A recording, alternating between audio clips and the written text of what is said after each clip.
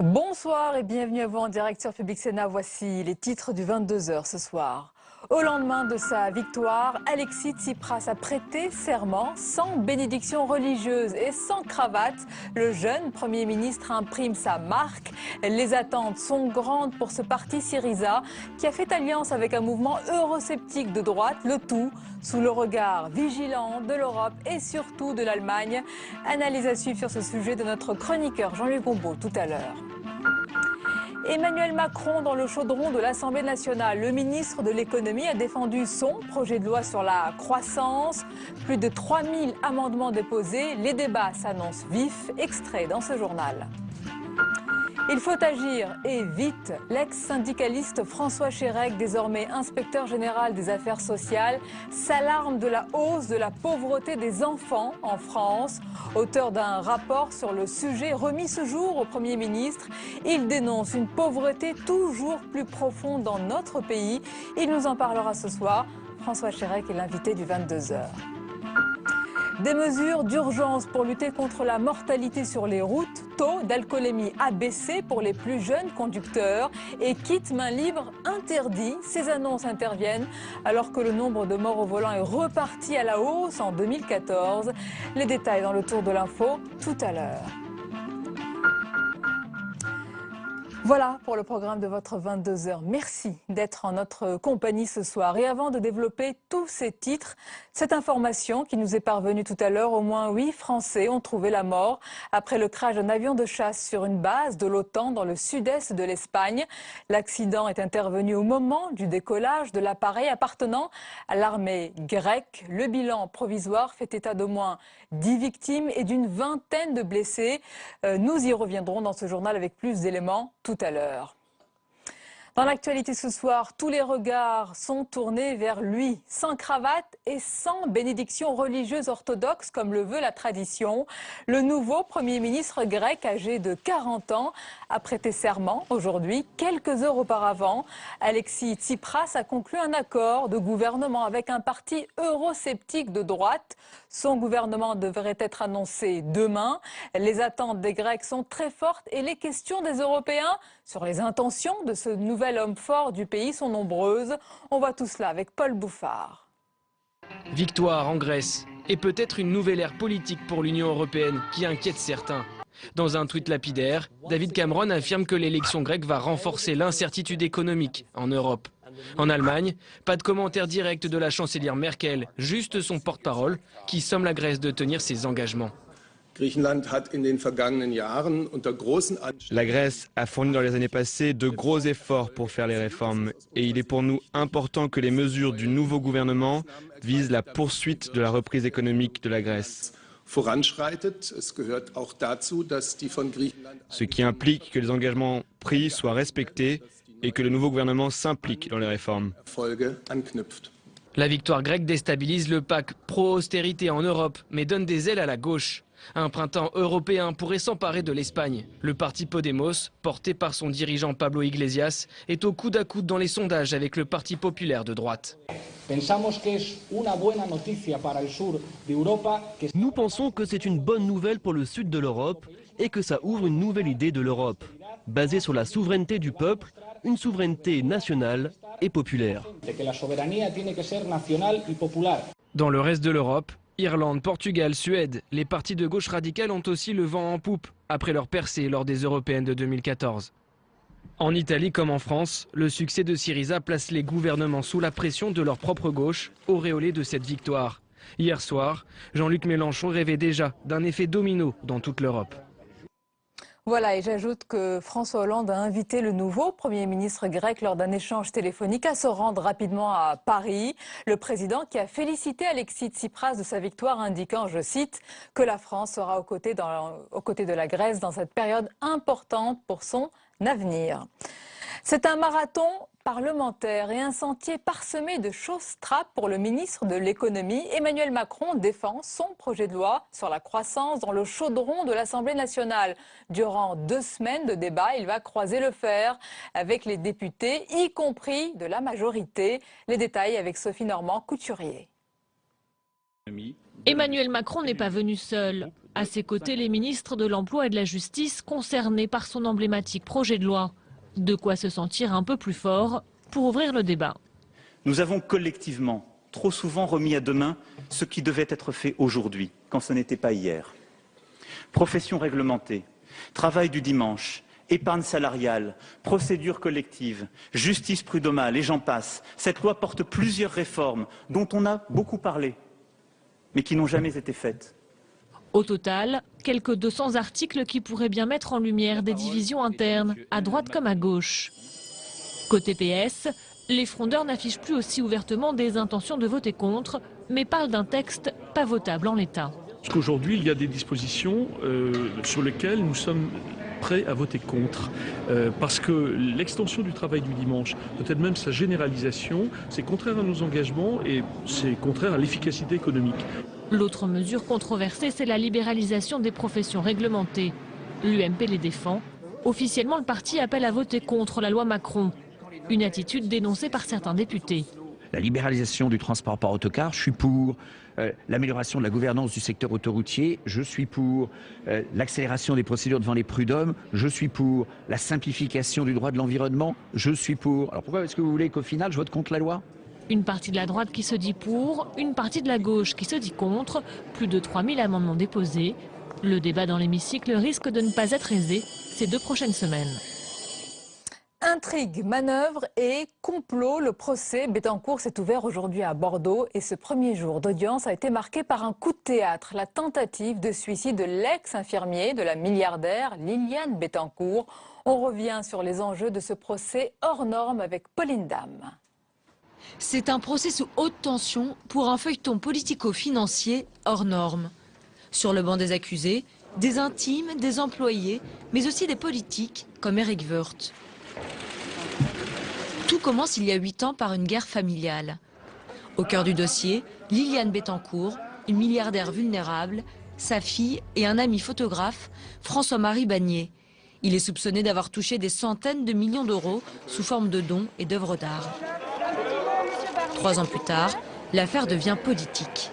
La presse divulgue des enregistrements pirates réalisés par l'ex-majordome de Liliane Bettencourt.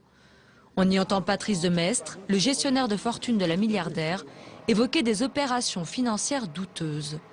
Des noms circulent, parmi lesquels Éric Woerth, alors ministre du Budget et trésorier de l'UMP.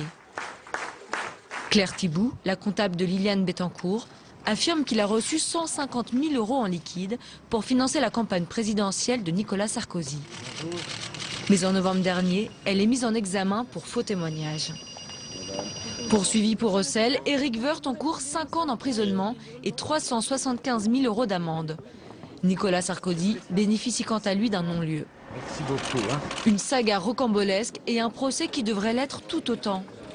Dernier coup de théâtre ce matin, avec l'annonce de la tentative de suicide de l'ex-infirmier de la milliardaire et le report du procès à demain matin.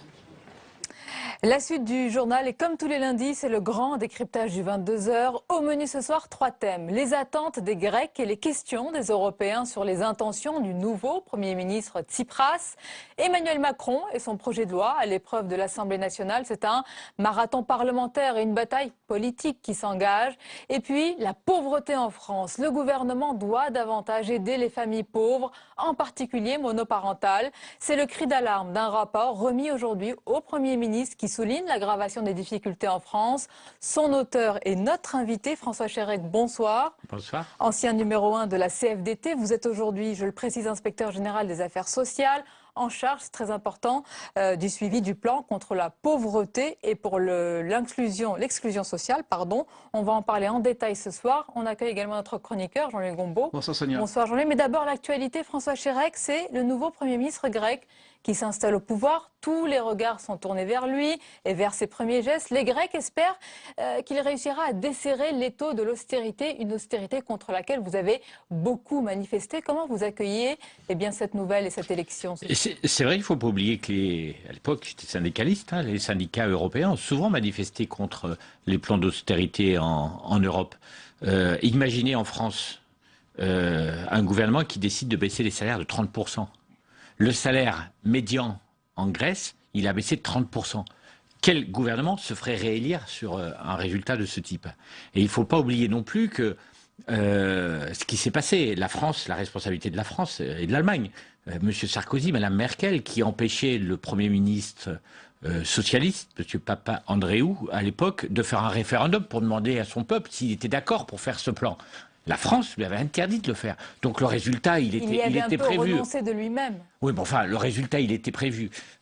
Ceci dit, les Grecs ont leur responsabilité quand même. Il ne faut pas l'oublier non plus. Ils avaient un problème de fiscalité, ils avaient un problème de corruption. Ce Premier ministre dit qu'il va lutter contre la corruption. Il y a toujours. Il y a toujours. Visiblement, ce que dit ce nouveau Premier ministre, c'est un problème de corruption. Donc je pense que les Grecs, ce qu'ils vont faire, c'est qu'ils vont négocier. Et ils ont raison de négocier. Et maintenant, on va voir ce qui va se passer. Mais je pense que ceux qui disent ça va tout changer, je pense comme toujours en Europe, ça bouscule tout. Et on finit toujours par négocier et trouver une solution. Il y a une véritable Syriza mania en France, dans la classe politique en tous les cas, qui va de l'extrême gauche à l'autre bout de l'échiquier politique, à l'extrême droite. Est-ce que c'est une grande opération de récupération pour vous? Oui, parce que vous voyez le style de ce Premier ministre, y compris son pragmatisme, et pas celui de l'extrême gauche française. La façon de parler, la façon de se tenir, la façon dans la campagne électorale, il a annoncé que certes il allait négocier, mais qu'il va falloir quand même discuter et que ça ne serait pas le grand soir. Quant à l'extrême droite, je veux dire, c'est tellement ridicule cette opération de récupération que personne n'y croit. Donc pour vous, c'est pas un Mélenchon grec, pas du tout, vous nous dites? Non, on voit bien. J'ai suivi les discours, tout ça. On n'entendait pas le nouveau Premier ministre grec insulter les journalistes, insulter. Non, il a une position quand même responsable. Et je pense qu'il risque de surprendre d'un côté comme de l'autre, avec sa fermeté certainement, parce que c'est quand même son programme. Mais il ne fera pas plaisir non plus à tout le monde. Oui, Jean-Louis Goumbaud, il y a justement cette Tsipramania qui s'est emparée de beaucoup de monde avec ce leader jeune, charismatique. Si on voit les choses de manière posée, que dit-il, que promet-il qui pourrait inquiéter l'Europe et l'Allemagne? Mais pas grand-chose en réalité, parce qu'il y a 2 ans encore, M. Tsipras disait qu'il fallait sortir de l'euro.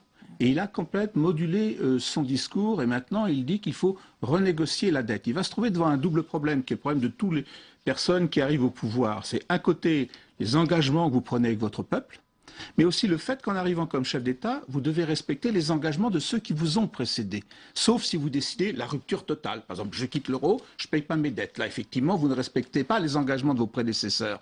Mais là, je pense que Tsipras a réfléchi, il s'est dit, bon, je peux peut-être faire ça, mais ça me poserait plus de problèmes que ça m'apporterait de solutions. Ça nous en poserait d'abord à nous. Parce que si, par exemple, la Grèce disait « je ne rembourse plus », par exemple, pour un pays comme la France, c'est quand même 40 milliards d'euros que nous avons, l'État français a prêté à la Grèce, 40 milliards que nous avons nous-mêmes empruntés pour pouvoir les prêter. Bon, vous me dites 2000 milliards d'euros de dettes que nous avons, ça ferait 2040, c'est pas grande différence. Mais enfin, quand même, ça nous poserait un petit problème. Mais ça poserait surtout un gros problème à la Grèce, et c'est là-dessus que Tsipras a dû réfléchir ces 2 dernières années, c'est qu'en réalité, on parle beaucoup, M. Chérec vient de le signaler, sur la saignée que subit le peuple grec depuis maintenant 4-5 ans, qui est absolument épouvantable. Mais non seulement il y a effectivement cette saignée, mais la Grèce est sous perfusion aussi. Il ne faut pas oublier. Oui, elle est financée chaque jour par le Fonds monétaire international, le mécanisme européen de stabilité, par la Banque centrale européenne. Et si jamais ces tuyaux-là étaient rompus, on ne pourrait plus payer les salaires, même s'ils sont très bas. On ne pourrait plus payer les retraites. On ne pourrait plus rien faire. Donc il s'est dit, je vais renégocier. Et ça ne va pas être si simple. Parce que, malgré tout, quand on renégocie, il faut que la partie d'en face fasse des concessions.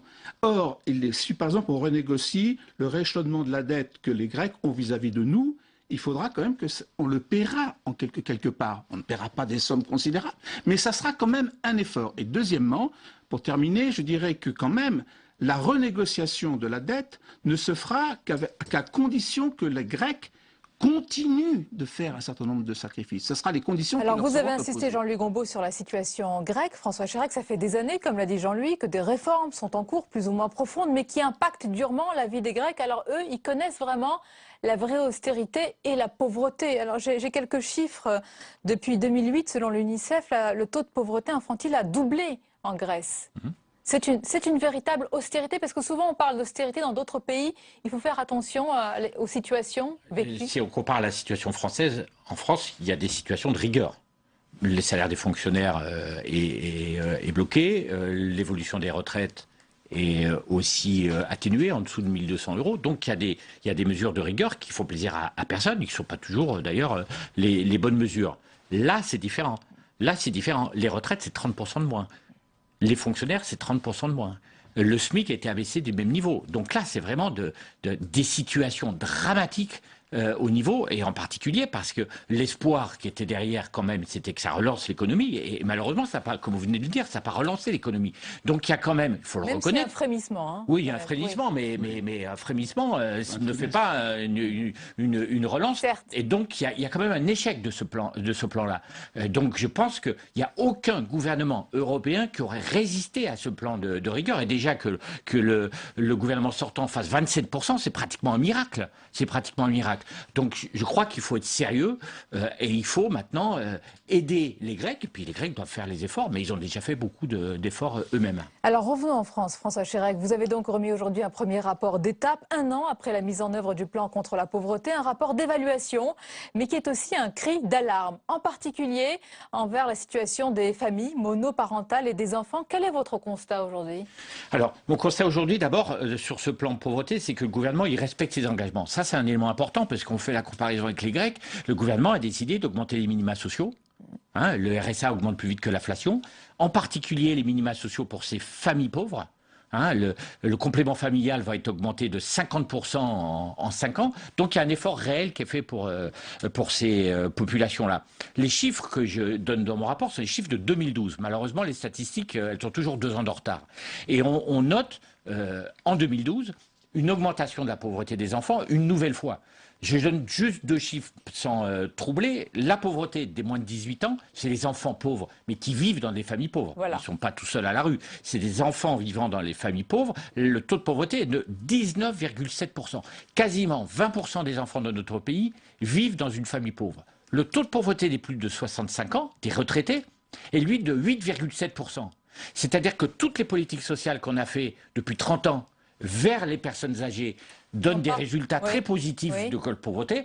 Par contre, on a eu tendance peut-être à oublier les familles pauvres.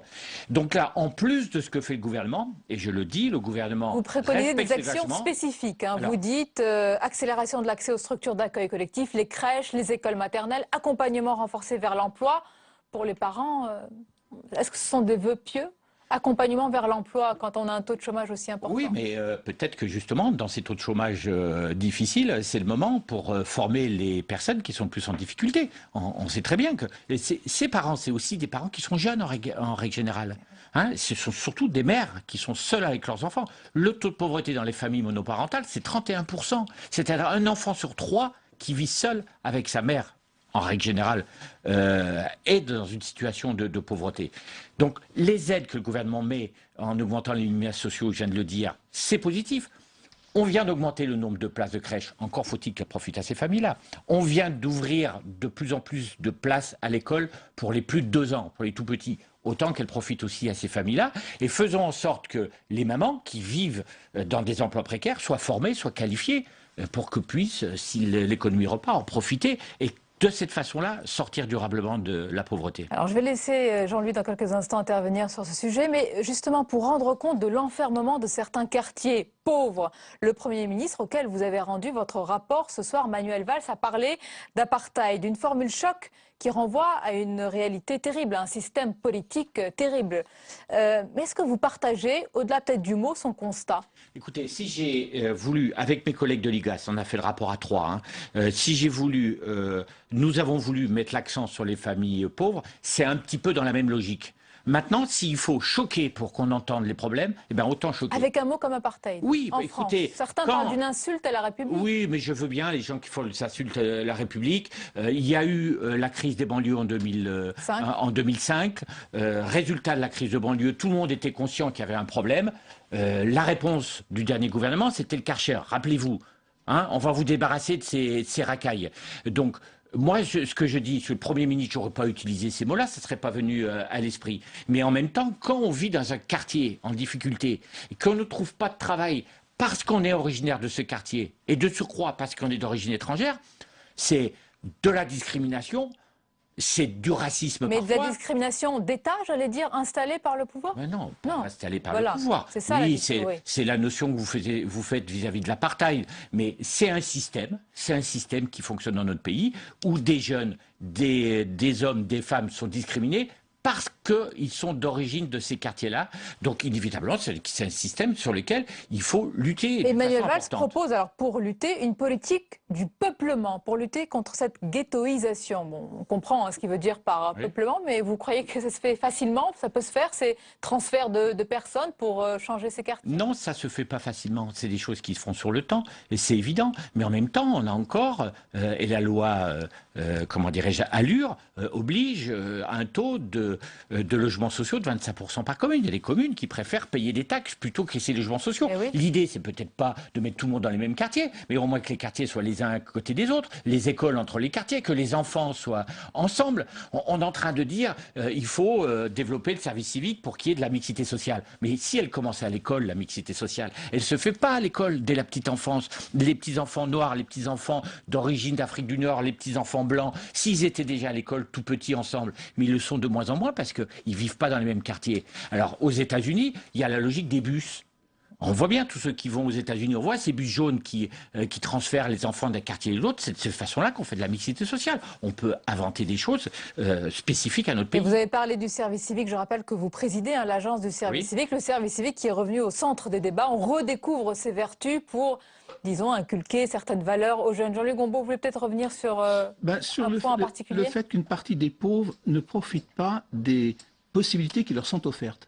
Est-ce que dans votre rapport, vous envisagez, il paraît qu'un tiers à 40% des gens qui pourraient toucher le RSA ne le touchent pas, parce qu'ils ne sont pas au courant. Comment on les mobilise pour qu'ils soient au courant qu'il y a des choses disponibles pour eux? Alors c'est vrai que c'est une des spécificités. Hein. On a à peu près 5 à 6 milliards d'euros normalement de dépenses sociales qui ne le sont pas parce que les gens ne bénéficient pas de leurs droits, souvent par manque de connaissances. Donc dans le plan, il y a mis en place ce qu'on appelle les rendez-vous des droits, c'est-à-dire que les CAF font 100 000 rendez-vous des droits par an, c'est-à-dire font venir les personnes ou vont les voir pour leur expliquer leurs droits et pour faire en sorte, c'est mis en place cette année, ça marche plutôt bien. Et c'est quelque chose qui doit se développer. Je prends l'exemple du RSA activité. Vous savez, cette prime, c'est même pas 1 sur 2, c'est 1 sur 3 qui le touche. Donc le gouvernement a décidé de réformer le RSA activité, ça marche pas, de le fusionner avec la prime pour l'emploi et de faire une prime d'activité. Donc dans le rapport, on propose qu'on favorise le travail, c'est-à-dire que ce soit vraiment les travailleurs pauvres qui en bénéficient, c'est-à-dire faire en sorte que ceux qui ont des emplois précaires aient cette prime liée au travail, et c'est un élément important. Et si on simplifie le dispositif, on aura un meilleur recours, comme vous le dites. Mais vous êtes conscient que quand même qu'une partie de la population qui touche la prime d'activité ne la touchera plus dans ces conditions. Ces couches moyennes qui percevaient cette prime d'activité qui existait jusqu'avant, je passe par la prime pour l'emploi, ils ne la toucheront plus. Attendez, pour le moment, la réforme n'est pas faite, ça doit passer. Voilà, on verra ce qu'il en sera. Mais il y a quand même des personnes qui touchent plus de 3 000 euros et qui touchent cette prime, et c'est peut-être pas utile. En conclusion, François Chérec, après la remise de votre rapport ce soir, Matignon annonce que le gouvernement présentera une feuille de route précise début mars sur ce plan contre la pauvreté. Est-ce que selon vous, il a compris l'urgence de la situation? Parce que votre rapport, c'est un véritable cri d'alarme. Moi, je l'ai lu, il y a vraiment un constat accablant. Écoutez, le constat, il n'est pas accablant pour le gouvernement. La situation de la pauvreté, pour tous les gouvernements, je l'ai dit, elle n'est pas d'aujourd'hui, elle est accablant pour notre pays. D'une part, le gouvernement respecte sa feuille de route. En règle générale, on a des difficultés pour construire des logements sociaux. Justement, on parlait de mixité sociale. Le Premier ministre m'a donné le sentiment qu'il était très attentif à ce que je lui disais et très attentif au rapport. Donc effectivement, dans un mois, normalement, il devrait adapter ce plan qui avait été décidé par son prédécesseur. Et je pense que c'était l'objet de mon travail. travail. Monsieur Hérault a souhaité que je fasse un rapport annuel pour adapter tous les ans en fonction de la réalité. Monsieur Valls reprend la suite. Je pense que c'est bien qu'il y ait une continuité sur ce sujet-là de la pauvreté. Et vous reviendrez nous en parler. Merci beaucoup François Chérec d'avoir été notre invité. Merci Jean-Luc Gombaud pour votre analyse. La suite du 22h, et je vous rappelle d'abord cette information, au moins 8 Français ont trouvé la mort après le crash d'un avion de chasse sur une base de l'OTAN dans le sud-est de l'Espagne. L'accident est intervenu au moment du décollage de l'appareil qui appartient à l'armée grecque. Le bilan provisoire fait état d'au moins 10 victimes et d'une vingtaine de blessés. On va voir tout de suite le reste de l'actualité à présent. C'est le tour de l'info. Il est signé ce soir Agathe Pécastin.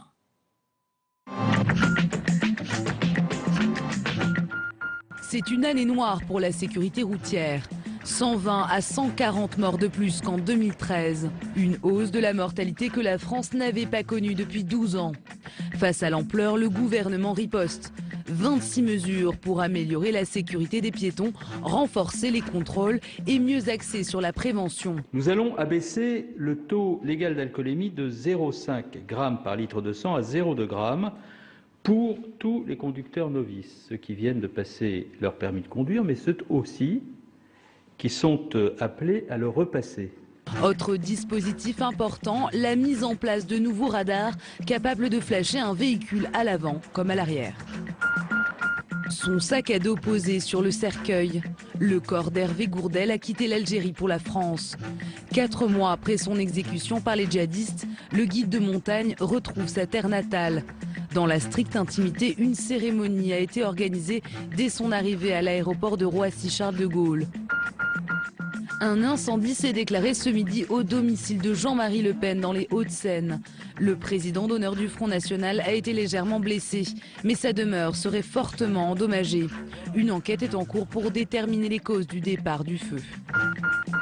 François Hollande se rendra en Pologne pour célébrer le 70e anniversaire de la libération des camps de concentration. Auschwitz, symbole de l'horreur nazie. Le président français se tiendra aux côtés notamment de ses homologues allemands et ukrainiens. Un hommage très attendu face à une communauté juive française en deuil après les attentats. Autre rendez-vous à suivre, le grand oral du chef de l'État. François Hollande pour la 5e fois sera face à la presse française et internationale le 5 février prochain. Et on termine avec le dessin du jour signé Plantu pour Le Monde. Le dessinateur s'amuse de la victoire grecque de l'extrême gauche, une victoire qui laisse rêveur Jean-Luc Mélenchon.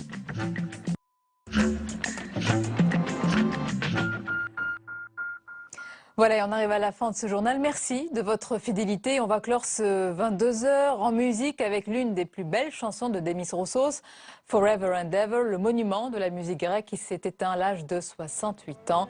Belle et douce soirée à vous. À demain avec plaisir. The one that shines on me like